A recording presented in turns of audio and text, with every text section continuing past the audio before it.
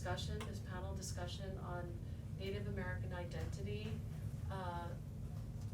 forced adoption, fraud, and self-discovery. We're really, I'm gonna introduce our moderator, Chris Matthews, who is the chair of anthropology at Montclair State University and also the director of their Native American Studies program. And he's gonna introduce our speakers, and then by about I guess I would say by 7:15 at the latest, we're gonna go to Q&A. So if you have questions, save them up, and we'll do our best to answer them. There also are flyers in the back. I'm just opening it up back here. And we also plan to send out an email to everybody who signed up for the event with links and recommendations for further reading. So here we go. Great. Thank you. Great. Thank you, Ariel. As Ariel said, my name is Chris Matthews. I'm a professor and chairperson of the Anthropology Department at Montclair State. I'm co-director of the Native American and Indigenous Studies program, which was launched in the fall of 22, so it's really brand new. We offer a minor in that area of study, and we spend a lot of our time working on the ground with our communities of Indigenous people in the state. So apropos of that, and I hope it's okay, Ariel, I'd like to read a version of our land acknowledgement statement that we prepared for the university. I've modified it so it's not about Montclair State, but just about where we are. I love that. Great. So I'd like to start the evening by acknowledging that we're meeting today in Lenape-Hoking, the traditional and expropriated homeland of the Native American Lenape people. As we are in a public institution in New Jersey, I want to first recognize and support the sovereignty of New Jersey's 3 state-recognized tribes, the Ramapo Lenape, the Nanticoke-Lenni Lenape, and the Powhatan Lenape. I also want to recognize the sovereign nations of the Lenape diaspora elsewhere in North America, as well as other indigenous individuals and communities now residing in New Jersey. By offering this land acknowledgement, I ask that we commit to addressing the historical legacies of indigenous dispossession and dismantling practices of erasure that persist today. And that we recognize the resilience and persistence of contemporary indigenous communities and their role in educating all of us about justice, equity, and the stewardship of the land throughout the generations. Thanks. So I am really honored to be here today with these 2 brilliant women. On my left is Michele Kriegman. She is an adoptee and author of the book Finding Faith, a memoir-ish novel, got that right? Which is the 4th in the Birth Fathers Club series. I'm reading off the text but trying to make it seem like I'm not. And she has worked in cybersecurity but devotes herself full-time now to writing. Her work is focused on 2 genres, true cybercrime, and search and reunion novels. She has written and produced for ABC News, Slate, Info Security Professional Magazine, and Japanese Network News. To my right is Gabrielle Glaser, an investigative journalist, documentary producer, and New York Times bestselling author, most recently of American Baby, A Mother, a Child, and the Shadow History of Adoption, which examined post-war adoption in the US last year. Last year, she co-produced a PBS film called Generation Stolen, which explored the fallout of federal policies that separated Native children from their families and stripped them of their culture. She teaches journalism at the University of Southern California. Thanks. So it's really great to be in between you all, and I think we're going to learn a lot from both of you. Really, the focus, I think, for us tonight is to think about what being Native American means, especially how it's a contested identity. And if you've been paying attention to the news, you know last year there was a major court case in the Supreme Court where they attempted to eliminate or to declare unconstitutional the Indian Child Welfare Act, which has a lot to do with, which is based in keeping Native children in Native communities if they are adopted away from their family or fostered and adopted. And that leads to questions of identity, because who we are is who we belong to and where we come from, right? And that we all can appreciate that. And the basis of this lawsuit was to try and say the way it's structured now disadvantages some because they're not native. And I'd like to kind of use this time tonight to explore why that is an erroneous argument, because being native is not what non-natives say it is what native people say it is.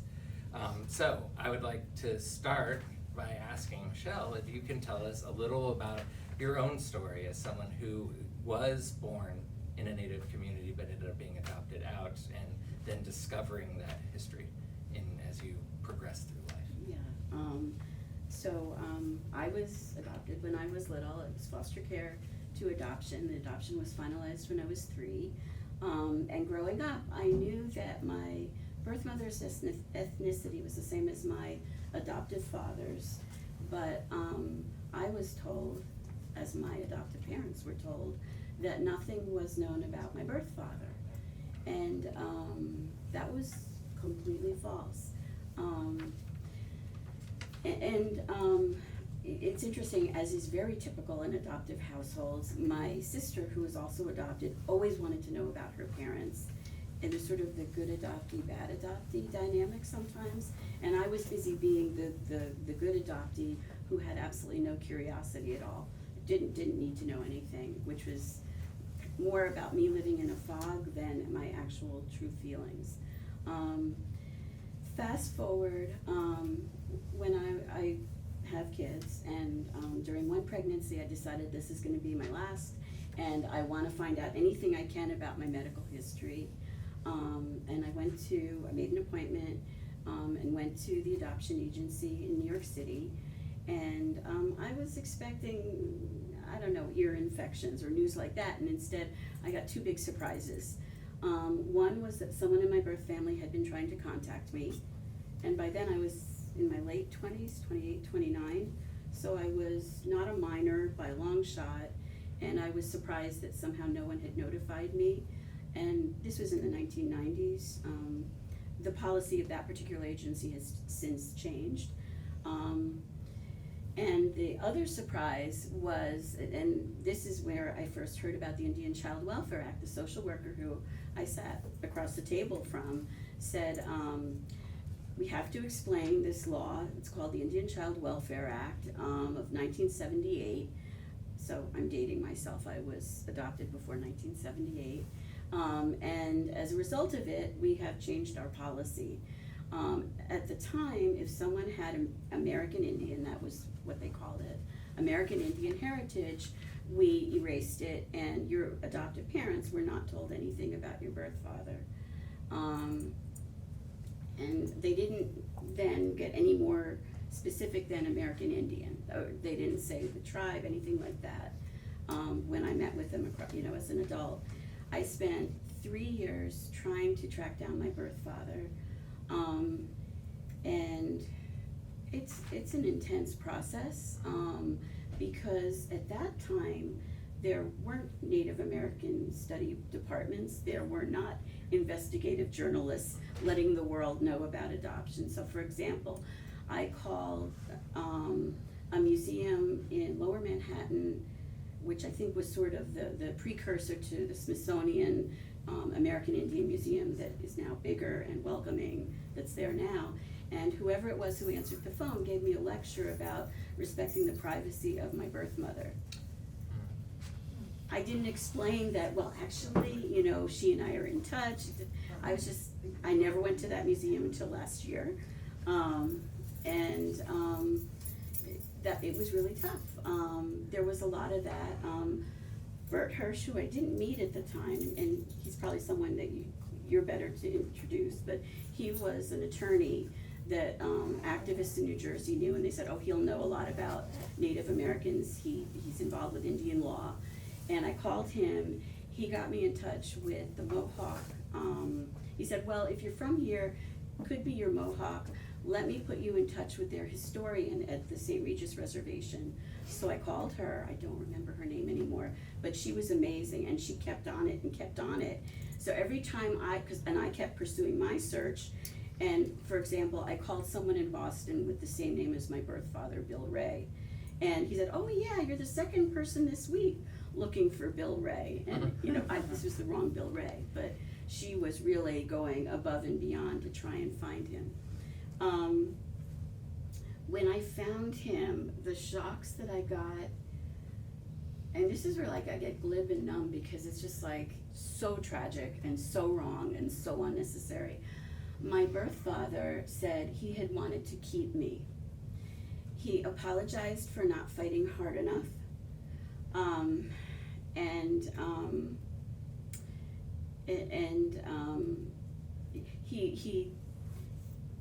He was then married to the person who's now his widow. At the time was his fiance, not my birth mother. So there was that complication, and he said that he was told that if he wasn't gonna marry the mother that he couldn't keep me. That probably wasn't true, and it may well have been, because it literally the month that I was born, out came a report from the Child Welfare League and the Bureau of Indian Affairs on the progress of the federal Indian adoption projects. And I've since found out by speaking to people there today who are much more cooperative, it said, yes, we were part of the federal Indian adoption projects.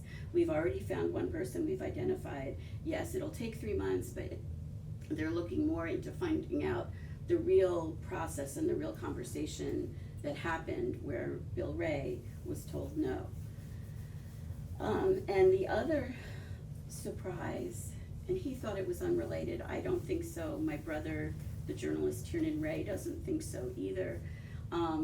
He became the director of fiscal services for New York City's special needs adoptions and foster care, starting from the field of graphic design. So it's not exactly like a natural career path. So my half-brother and I both think that this was how he worked it out, how he processed it. And I feel like I've talked a lot, but that was chapter 1 of my story, and it was hard. And you know, I met my brother, and I still have a relationship with him. My birth father's passed away. That was sort of chapter 1. Now I'm in chapter 2, but Keep going. Really? Okay. Chapter 2 is. I mean, as long as you want to. I don't want to force you. Okay, good. I want to hear other voices. Well, I feel like you maybe needed a sip of water too. Oh, okay. That does happen. And there's a bottle for We each Gabrielle get a bottle. too. Oh, thank you. Yeah. Thank you. While you have a sip, Gabrielle, since you're very knowledgeable about this, and Michele mentioned a couple of historical facts or programs that maybe if you could expand on either the Indian adoption program or even just taking us from there to ICWA would be, I think, really helpful for. I might even go, if it's okay, it's a tiny step backwards. Mhm. So, in this so-called, Michele, my heart goes out to you, and I see how much a part of these gigantic drafts, you know, you were part of federal Indian policy, which is what it's, you know, still called. So, in the so-called Indian Wars, as the country was expanding westward, the federal government was spending millions of dollars on military campaigns that they weren't winning, and it was shameful. It was taking a lot out of the U.S. budget, and a Civil War veteran came up with the idea, well, let's take Native children and educate them the way we want them to be educated in federal boarding schools. And in 1879, the first federal Indian boarding school was established in Carlisle, Pennsylvania. More than 400 schools followed, and what they did was remove Native children from as far away from their tribal communities, their families, their cultures, every possible aspect of Native life was scrubbed. These children were put into military schools, or military-like schools, where the girls were taught to be domestic servants, essentially. Boys were taught skills. That it was not believed that Native children had the capacity to learn math and great literature. There were dungeons where children were put when they didn't speak their own languages. These schools were devastating to Native communities. They were full of abuse. when Native children returned to their communities, oftentimes at the age of 18, they didn't know their native languages, they didn't know how to behave in their tribal communities, and it was a cultural devastation. These schools were also very, very, very expensive, so by the 1950s, the US government decided that Native children would help fill another role. The baby boom demanded, the cultural aspects of the baby boom demanded that women go back to the hearth, men live in these little white picket, families live in these white picket suburbs, much like Montclair. Throughout the country, and that families procreate, the couples procreate. If you couldn't have a baby, it made you a social pariah. So what developed was a very robust and lucrative adoption industry that first turned to young women who got pregnant out of wedlock. The women were kind of sent away to maternity homes, their children were taken, and frankly sold within this incredibly, I said lucrative, it was making money hand over fist. There were 10 waiting couples for every baby who was born and forcibly surrendered. The women were often made to surrender their children because it was, believe it or not, even in New York State, illegal to have premarital sex until 1971. When white women were not, again, the demand was so great, 10 families for every 10 waiting families for every baby surrendered. White social workers who were expanding into the middle part of the United States were also encountering Native tribes and Native communities, and white social workers, armies of white social workers decided that Native children would be absolutely perfect babies to help fill this gaping hole of demand. So the federal government sponsored something called the Indian Adoption Act. It was run in concert with something called the Children's Welfare League of America. And it took Native children, basically just white social workers, again, just made the categorical declaration, this child is being neglected. What's the sign of neglect? The signs of neglect, Michele mentioned a gentleman named Bert Hirsch, who's a big adoptee rights activist, and his big claim to fame, do you know him? Mm-hmm. His big, I don't mean to say fame because he's the most humble person imaginable. He was a young intern at something called the American Association for Indian Affairs, which is on Park Avenue. And he discovered that not only was there this Indian adoption project, it was much greater than that. The federal government paid for something called the Indian Adoption Project, which placed almost 395 children directly from their tribal communities, plopped them down as far from their reservations as possible. 395,000? 395. That was what the government sponsored program paid for. But it was, 79 of those children wound up in New York, 24 of them, something like that. Roughly 100 of the 400 wound up in New York and New Jersey. And the propaganda around